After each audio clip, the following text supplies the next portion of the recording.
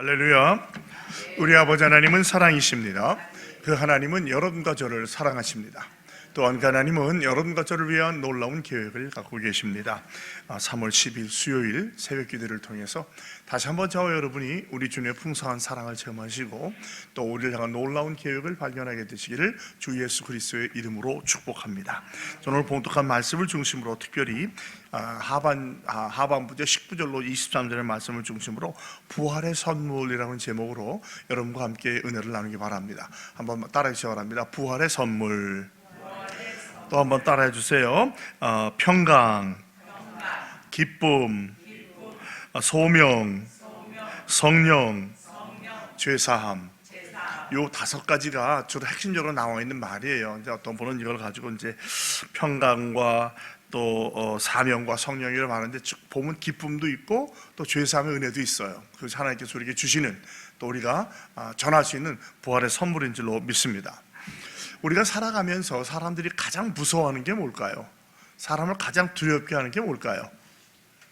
결국은 죽음 아닐까요? 죽음.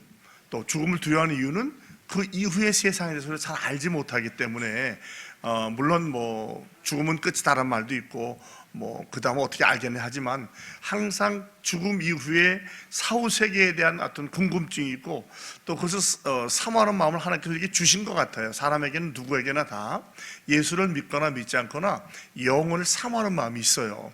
근데 모르는 거예요. 예수님 만나기 전까지 그 후가 어떻게 될지 모릅니다. 물론 철학자들도 연구를 하고 뭐 인류 역사상 이걸 통해서 많이 연구하고 뭐 불로장생의 약도 구하고 했지만 결국에는 그 해결책은 오직 예수 그리스도 안에 있는 줄 믿습니다. 예수 믿어야 죽음의 문제가 해결되고 예수 믿어야 죽음이 두렵지 않게 되는 거예요. 두렵지 않다는 말은 무슨 뜻이에요? 내가 죽은 뒤에 어디로 갈지를 분명히 알기 때문에 그런 거예요. 누구나 미지의 세계에 대한 두려움은 있는 건데 예수 믿는 사람은 그래요. 우리 한국 독립운동에서 많이 수고했던 뭐 유관순 열사라든지 안중근 열사 보면 절대로 죽음을 두려워하지 않았어요. 거기만 알지 그 뒤에 예수를 믿었기 때문에 그렇지 않았다는 것을 아는 사람은 많지 못합니다. 실제로 예수를 믿는 많은 분들이 죽음을 두려워하지 않을 수 있고요. 그래서 저와 여러분도 인간적으로 본다면 죽음이 두려울지 모르지만 두려워할 필요가 없다는 것을 다시 한번 확인하시기를 주님의 이름으로 축복합니다. 내가 뭘 많이 알고 내가 뭐 잘나서 뭐 영생불멸의 방법을 찾은 게 아니라 바로 예수 그리스도께서 이 땅에 오셔서 저와 여러분을 구원해 주셨기에 죽음을 두려워할 필요가 없는 줄로 믿습니다. 오늘 말씀이 이제 어제에 이어서 이제 부활하신 주님을 이제 만나는 장면인데 어제 말씀을 잠깐 보면 막달라 마리아가 먼저 찾아가죠. 왜 찾아갔죠? 뭐 하려고 간 거예요? 주님의 몸에 향유와 옥합 바르러 향유와 모략을 바르러 간 거 아니에요? 그 이스라엘의 관습이에요. 갔는데 무덤이 열리는 거 깜짝 놀래가지고 다시 오잖아요. 그리고 베드로와 요한한테 얘기했더니 베드로와 요한이 무덤으로 뛰어갑니다. 누가 먼저 갔죠? 베드로가 먼저 갔어요? 요한이 먼저 갔어요? 아마 요한이 훨씬 더 어리고 젊었던 것 같아요. 갔는데 요한은 들여다봤지만 베드로는 어떻게 했어요? 안에까지 들어가 보잖아요. 그게 분명히 빈 거보고 세모밖에 없는 걸 봐요. 그래서 요한도 들어가 보고 나오면서 이상하다 그러면서 돌아오는 게 어제까지 장면이었어요. 자, 이들이 무덤에 가서 찾았던 분이 부활하신 주님입니까? 죽어 계신 시신으로 계신 주님입니까? 죽어 있는 시신이에요. 그러니까 아직도 주님께서 부활해서 말씀하신 것을 이들은 이해도 못하고 믿지도 못하고 있었던 거예요. 이제 오늘 아침 그 다음인데 오늘도 보면 전반부에는 주님이 마리아에게 물어보자는 계속 돌아가신 주님을 찾고 있어요. 그 돌아가신 주님을 주님께서 만나주시고 사명을 주시고 제자를 찾아라고 한 다음에 그 다음에 부활의 선물로 주시는 게 오늘의 내용입니다. 11절로 보면 마리아가 무덤 밖에서 울고 있었어요. 제자들이 간 다음에 마리아는 울고 있었던 거예요. 그리고 무덤을 아직까지는 보지 못하고 제자들 말만 들었다가 이제 두려움을 극복했는지 무덤을 들여다보니까 흰 옷 입은 두 천사가 있는데 한 사람은 예수님의 머리맡에 한 사람은 예수님의 발치에 있었어요. 그러니까 어제 말씀 보면 이미 주님은 부활하셨고 옷만 세모방에 개에 있던 거죠. 이걸 보고 이제 슬피 또 웁니다. 또 13절에 보면 여자여 어찌하여 우느냐고 천사에 물어보니까 사람들이 내 주님을 옮겨다가 어디에 두었는지 내가 알지 못합니다. 자, 그러니까 여기 보면 부활하신 주님을 기대하는 것이 아니라 돌아가 계신 주님을 보는 거예요. 그러니까 우리도 마찬가지죠. 마리아와는 좀 다르게 우리는 부활하신 주님을 만났지만 종종 그 부활하신 주님을 제대로 이해하지 못하기 때문에 부활을 체험하지 못한다든가 아니면 체험이 반밖에 되지 않는 그런 신앙을 갖고 있어요. 그러니까 저와 여러분이 우리가 믿고 아는 것은 주님 분명히 부활하셨고 이 땅 사역을 하시다가 승천하셔서 하나님 보좌 우편에 계신 줄로 믿으시 바랍니다. 주님의 때가 되면 우리를 다시 데리러 오실 거예요. 자, 이 말을 한 다음에 뒤를 돌이켜 보니까 예수님이 서 계셨는데 못 알아봐요. 예수인지 알지 못합니다. 예수님이 다시 한번 물어보셔요. 천사리처럼. 그때 여자여 어찌하여 울며 누구를 찾느냐라는 말씀을 더 해주셔요. 근데 마리아는 예수님 뭐라고 어떻게 생각했다고? 누구라고 생각했어요? 동산직이라고 합니다. 동산직. 우리 말하면 뭐 이제 묘원을 지키는 사람이겠죠. 관리하고 그런 사람. 이제 성지순례를 가보면 예수님께서 묻히셨다고 하는 무덤이 있는 동산이 있어요. 어디죠? 겟세마네가 아닌데 골고다 아래 겟세마네 길 건너편이고 거기 가보면 우리처럼 이렇게 옛날처럼 이렇게 산소만 쫙 있는 데가 아니라 정말 아름다워요. 나무도 있고 또 이제 뭐 물론 사람이 많이 해놔서 그렇지만 호수도 있고 분수도 있고 그 옆에 예배도 하게 해놓고 그래가지고 누가 관리하지 않으면 우리가 아는 그냥 생판 무덤만 있는 그런 데가 아닙니다. 물론 예루살렘 동편에 보면 동문과 골짜기 양편에 보면 무덤이 많이 있어요. 거기는 아무것도 없고 그냥 무덤만 딱 나와 있는데 우리처럼 땅에 묻는 게 아니라 땅 위에 회칠한 무덤이잖아요. 관처럼 무덤을 놔요. 그리고 거기 덮어놓은 게 많이 있어요. 그들의 전서에는 주님께서 예루살렘 동편문으로 동쪽에서 오신다고 그래가지고 부활 제일 먼저 주님을 만나고 싶어서 그렇게 하는 거죠. 우리처럼 땅을 깊이 파고 묻는 게 아니에요. 우리가 아는 것처럼 이제 그 석회암 동산에 굴을 판 다음에 큰 돌을 놓고 가족묘 같아요. 가족묘. 그러니까 들어가 보면 여러 방이 있어요. 그리고 여러 방마다 여러 가지 이제 뼈와 해골이 있는 게 우리가 같이 직접 볼 수도 있거든요. 이제 주님은 거기 계셨던 거예요. 우리가 아는 것처럼 천사가 돌을 굴려주셨고 주님께서 나와 계신 거죠. 똑같은 말을 해요. 당신이 동산지기 당신이 옮겼거든 내게 이르소서 그러면 내가 가져가리이다. 그러니까 아직까지도 부활하신 주님을 모르고 죽은 시신만 생각하는 거예요. 그래서 내가 왔던 목적 유향을 바르고 모략을 바르겠다는 것이죠. 제가 얼마 전에 TV 제가 좋아하는 거지 뭐 걸어서 세상 그런 거 좋아하잖아요. 근데 보니까 인도네시아에 수라바야라는 섬이 있는데 거기 사람이 죽잖아요. 사람 묻질 않아요. 관에 넣어서 절벽에 매달아놔요. 그러면 이 시신이 바람 때문에 그냥 미라가 돼버려요. 그냥 그대로 옷 입은 채로. 그러면 1년에 한 번씩 죽은 날 그 사람을 내다가 다시 약을 바르고 미라가 됐으니까 그걸 보고 만나서 이불 맞기도 안고 하더라고요. 그래서 혹시 이게 성경적인 거 비슷한 건 아닌가라는 생각을 하는데 보니까 정말 그대로 미라가 된 시체가 그대로 있더라고요. 옷도 새로 입혀주고 그러는데 저는 나도 그렇게 했으면 좋겠다. 다시 보면 좋겠다는 생각인데 물론 이제 그건 시신만이고 우리 영혼이야 주님께 가 있겠지만 그런 또 풍습도 있더라고요.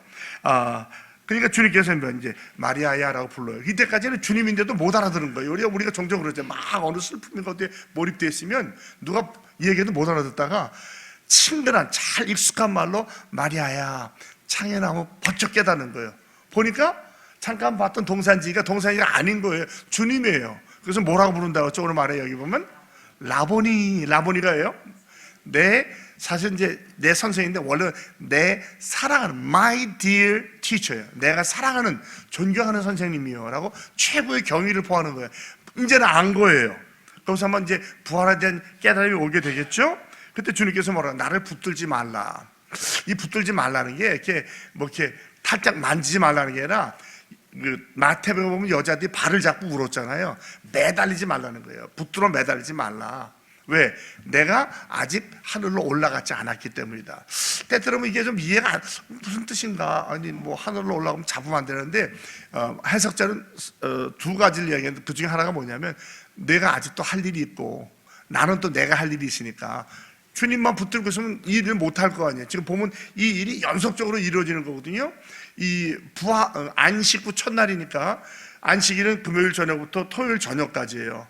그 다음에 이 안식 후 첫날 새벽이니까 주일 새벽인 거예요. 우리가 그래서 주일을 지키잖아요. 사흘 만에 부활하셨다는 게 만 사흘이 아니에요. 유대인의 사흘은 우리의 사흘 같아요. 하루, 이틀, 사흘 그러잖아요.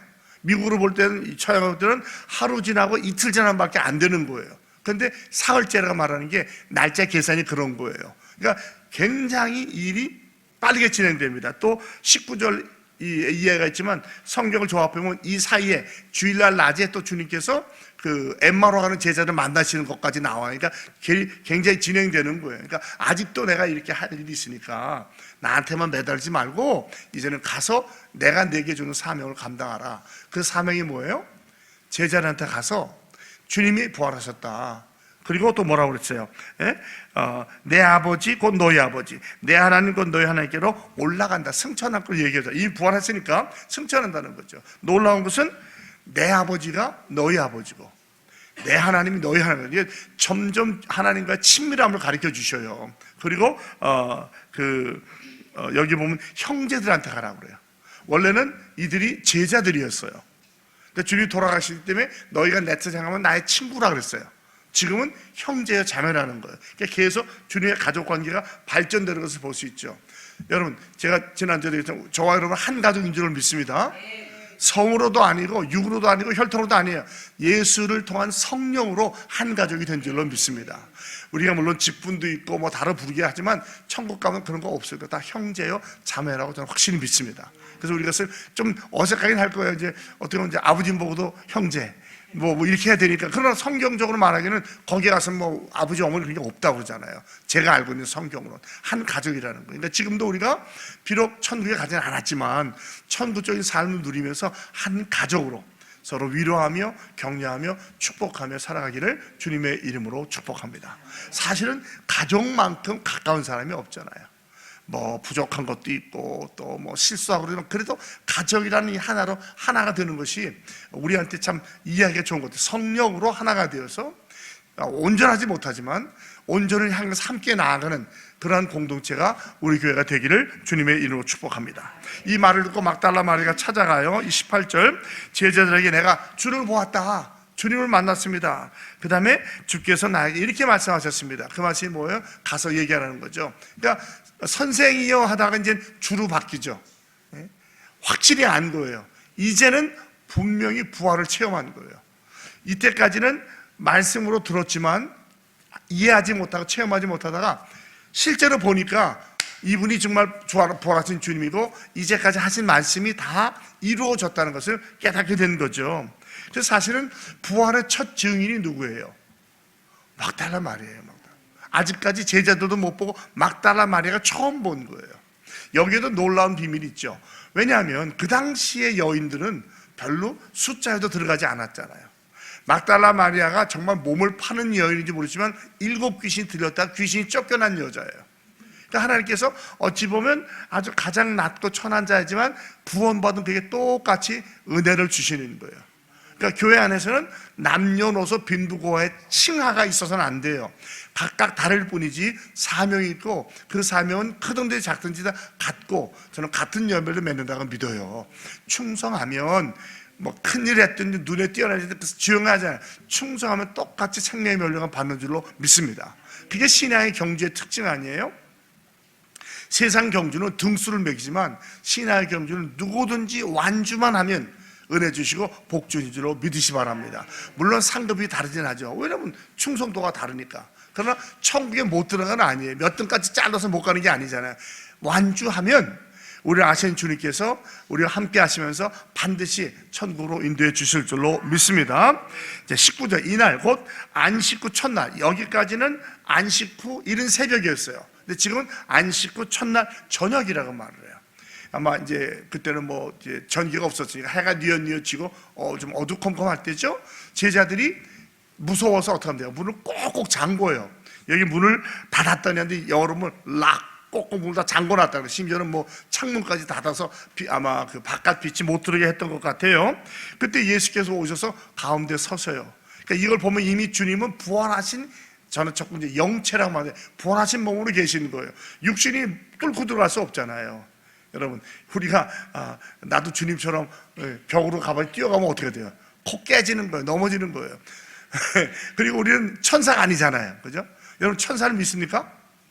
저는 믿어요. 성경이 천사를 말하기 때문에 믿어요. 때때로 천사가 사람의 모습으로 나타나기도 하고 초자연적으로 나타나요. 천사에게 날개가 있는지 없는지 몰라요. 성경에서는 날개 있다는 말을 못 들어봤으니까. 그러나 분명히 영이에요. 그래서 때때로 사람으로 나타나서 우리를 도와주시기도 해요. 저는 지금도 우리를 돕는 천사가 있다고 믿습니다.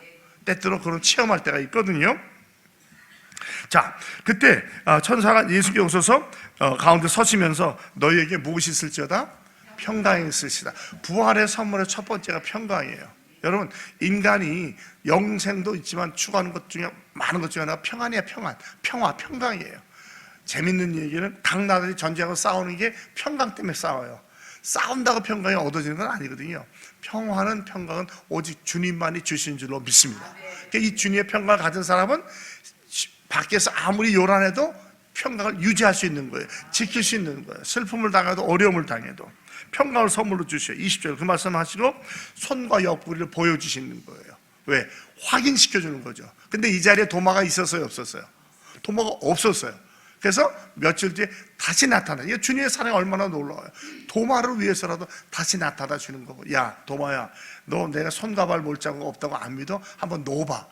그러니까 도마가 손과 옆구리에 팔을 넣은 게 아니에요. 그대로 믿는 거예요. 왜? 보이니까. 주는 그리스도라고 고백하잖아요. 나의 주 나의 하나님이라고. 여러분, 우리도 이렇게 아직도 혹시 주님에 대해서 의심하거나 학적으로 걱정하는 것을 걱정하지 않으면 믿으시면 되는 거예요. 살아계시고 우리와 함께 계십니다. 그걸 보고 제자들이 어떻게 했어요? 기뻐했다고 그래요. 기쁨도 참 중요한 거예요. 이 기쁨은 행복, 불행과는 달라요. 불행은 느끼는 감정이라면 기쁨은 마음 깊은 곳에서 솟아나는 거예요. 그러니까 내게 강 같은 기쁨이라 하잖아요. 맞죠? 네? 강 같은 평화, 참 샘솟는 기쁨이라고 하죠. 바다 같은 사랑인데 이 정말 중요한 말씀인데요. 주님이 주시는 기쁨만이 온전한 기쁨이에요. 세상적인 낙은 행복하고 모든 조건이 만족되고 모든 것이 나에게 내 뜻대로 될 때 행복감을 느껴요. 잃어버리면 행복감을 못 느낍니다. 예를 들자면 제가 제 동생이 서상을 떠날 때 행복했어요? 안 행복했겠어요? 안 하죠. 그걸 어떻게 행복하죠? 그러나 기쁨은 갖고 있었겠어요? 없었겠어요? 있는 거예요. 왜? 같이 예수 믿다가 천국 갔기 때문에. 이런 차이라는 걸 기억하시는 거예요. 불행이 아니라 기쁨이에요. 기쁨을 주신다는 말이에요. 또 21절 너희에게 평강이 있어. 한 번 더 말씀하셔요. 그러면서 아버지께서 나를 보내신 것 같이 나도 너희를 보내라. 이게 사명이에요. 저와 여러분 다 복음을 전하는 사명을 받은 줄로 믿으시 바랍니다.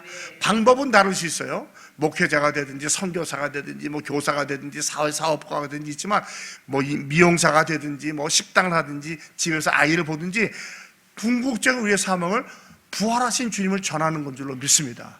이 사명을 확인하고 다시 준비되는 게 교회예요. 교회. 예배를 통해서, 교제를 통해서, 훈련을 통해서, 또 섬김을 통해서, 구제와 전도와 선교를 통해서 이 사명을 확인하고 삶의 처한 곳에서 가든지 보든지 사명을 감당하는 게 저에게 주신 사명이라는 거죠.